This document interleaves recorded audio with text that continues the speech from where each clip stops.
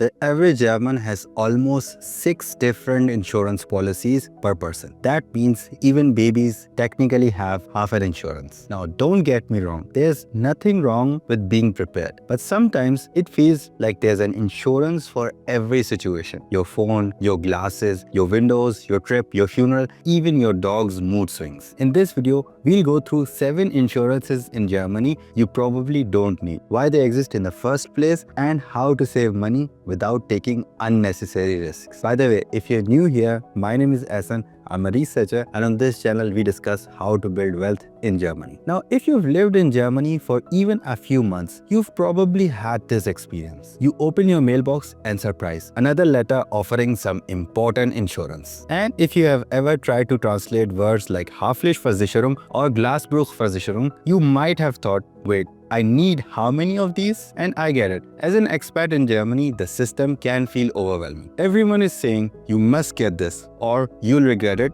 if you don't have that. But not all of them are necessary, and some are basically money pits disguised as peace of mind. So let's first look at a simple principle that can help you figure out what's important. If a loss would break the bank, get insured. If it would just hurt your wallet a bit, skip it. For example, if you accidentally injure someone and they sue you, that could cost you millions. So, personal liability insurance that covers up to 30 million euros is totally worth it. But if you drop your phone or your sunglasses, annoying for sure, but not financial ruin. So the golden question to ask is, would this event destroy me financially or just annoy me for a while? Keep that rule in mind as we go through this list. It will make your insurance life in Germany so much simpler. Let's start with one of the most common insurances in Germany, and one that almost every landlord, colleague or neighbor will tell you is a must-have. Household content insurance or Hausratversicherung. It sounds super serious, right? Like if you don't have it, your home will somehow collapse into chaos. But let's break down what it actually does. Household contents insurance covers the things inside your home. Your furniture, clothes, TV, laptop, kitchenware. Basically anything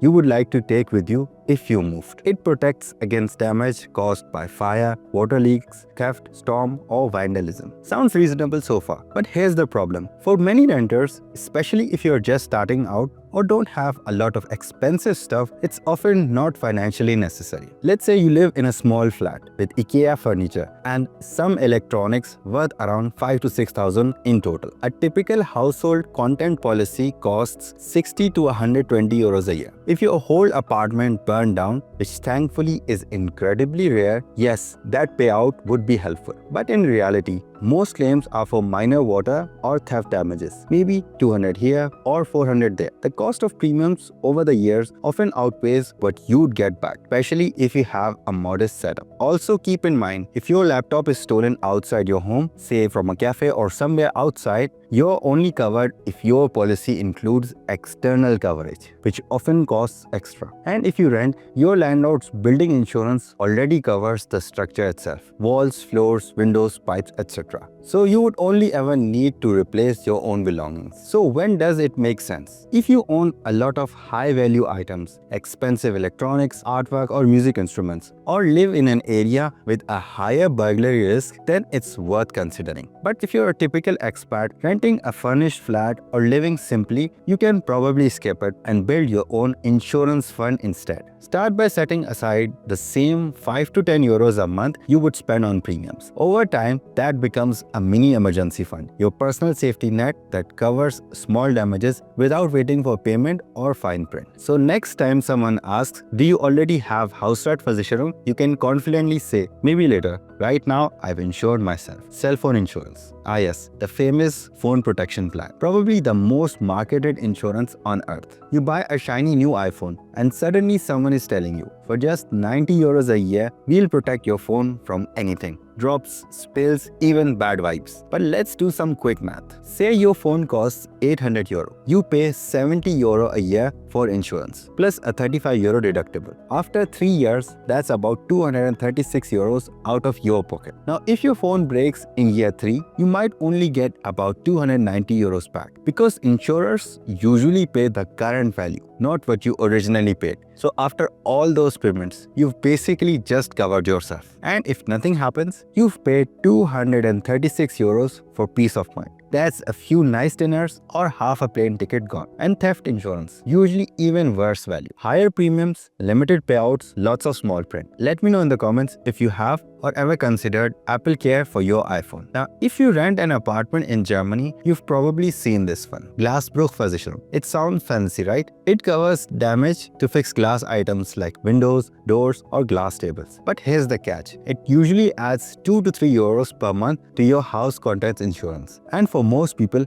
it's completely unnecessary. Why? Because if a window breaks in your rented flat, your landlord is usually responsible. The only glass that's truly yours might be a coffee table or a picture frame, and those just aren't worth insuring separately. Sure, if you own a house with lots of expensive glasses, for example a skylight, it might make sense. But for most renters, you can simply skip it. Instead of paying extra every month, put that money into your emergency fund. By the way, if you're getting value from this video, please hit the like button and consider subscribing. It really helps people find this video and it tells YouTube this content's actually helpful. Alright, let's keep going. Hospital daily allowance insurance. This one sounds comforting. Get paid for every day you're in hospital. But what it really covers is just a small daily allowance. Maybe 20, 30 or 50 euros for each hospital day. In Germany, your public or private health insurance already covers the real medical costs. The only thing you usually pay yourself is 10 euros per day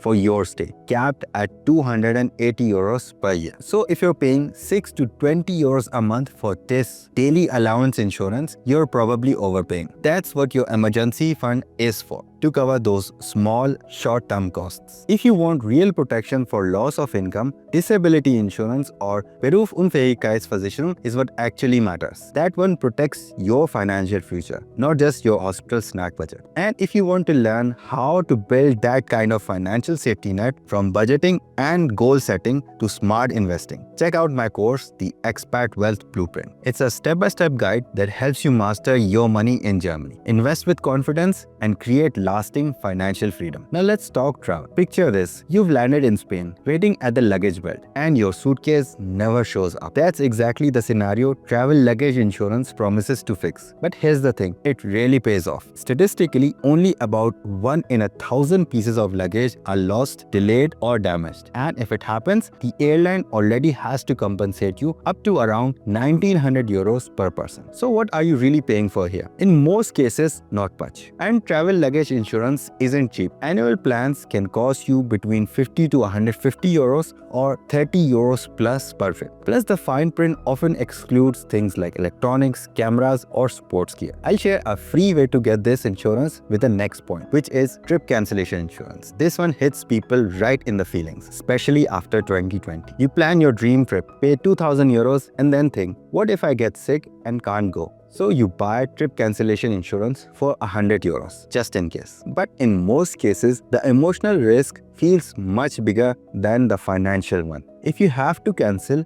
yes, you might lose that trip. But for most of us, that's not financial ruin. It's just disappointment. And most of these policies have long lists of exceptions. Pre-existing conditions, exams, work issues, and even some family emergencies might not qualify you. Unless you're booking a once-in-a-lifetime trip, something that you cannot truly afford to lose, you can probably skip it. And with the TF Bank MasterCard Gold, you can get both the trip cancellation insurance and travel luggage insurance for absolutely no charges, if the credit card is used for at least 50% of the total transportation costs. And the cherry on top is that this credit card is totally free as well, with no maintenance charges. So use the link in the description to get this free credit card at no additional charges to you. Funeral insurance. Okay, this one's a bit grim, but it's surprisingly common in Germany. Funeral insurance promises to take care of burial costs so your loved ones don't have to. It usually costs around 45 to 50 euros per month from age 65 to 85 for a payout of about 7,000 euros. Sounds thoughtful, right? But here's the math again. Over those 20 years, you'd pay around 10,800 euros for a 7,000 euro benefit. So unless you really enjoy overpaying for peace of mind, you're better off creating a simple savings account or an ETF plan. That way, your family has actual assets they can use however they need, not just a prepaid funeral. If your goal is to make things easier for your loved ones, you can even put those savings in a joint account or leave clear instructions in your will. And writing a will yourself isn't as difficult as you might think, as I share in this video. And in this video, I talk to a financial expert and we discuss the perfect pension plan in Germany.